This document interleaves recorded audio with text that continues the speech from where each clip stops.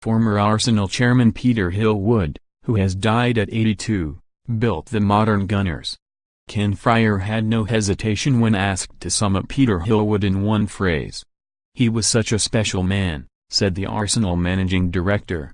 "Special and honest." Hillwood died on Friday aged 82 after a series of ailments. His family were at his bedside.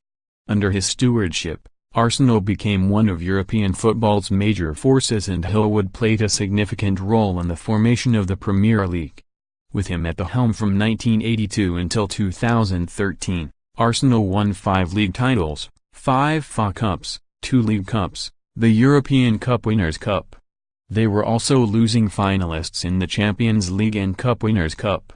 Hillwood was never an ostentatious leader.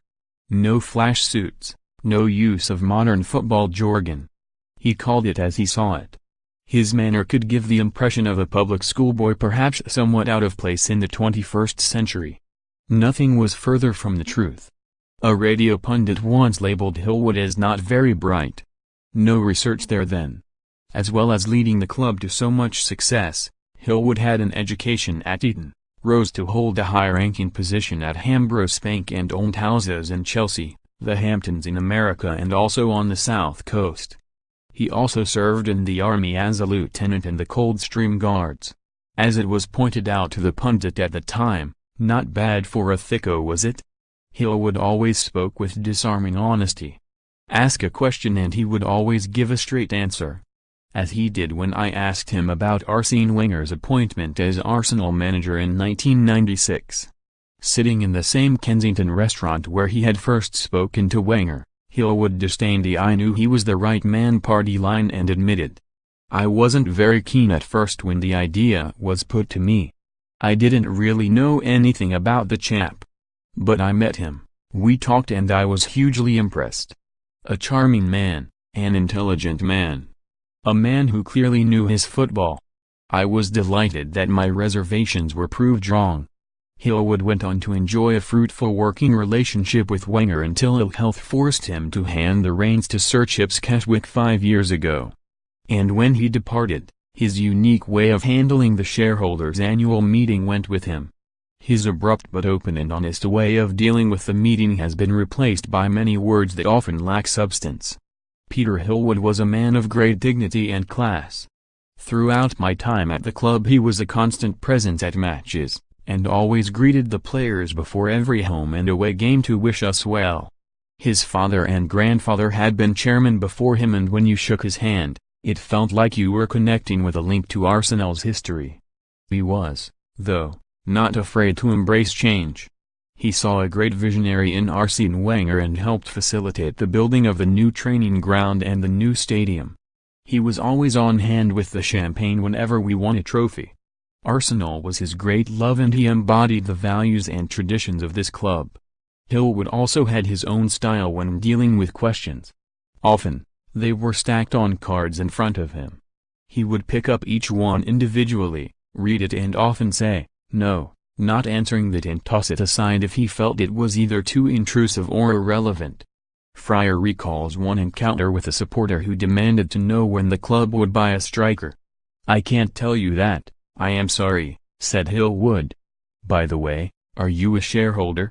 The answer was negative. "So if I come back as a shareholder, will that make a difference?" said the fan. "Not really," said Hillwood. "You will still find out bugger all, but quicker." That was Hillwood. Straight to the point. But the love and respect he commanded at Arsenal were evident as Fryer met staff at the Emirates. "He knew all the people," said Fryer. "He made a point of that. And when I was speaking to several of them yesterday, more than one or two were in tears. Peter had known them by name and knew what they contributed. That was the attachment he had to everybody. He had much to do with the values that the club stands for. He lived those values. He was the third generation of Hillwoods to be part of Arsenal, and Peter maintained the standards they had set. I was proud to have known him so well for more than 60 years. Those sentiments were shared in an Arsenal statement on Friday and in tributes from across football, including condolences from rivals Tottenham on the other side of the North London divide. Former Arsenal players also paid their respects. R.I.P. Mr. Chairman, Cesc Fabregas wrote, while Theo Walcott added, "A true gent who helped me greatly over the years." Alan Smith tweeted, "The chairman was Arsenal. He would only appear in the dressing room if we'd won a trophy or if we'd misbehaved."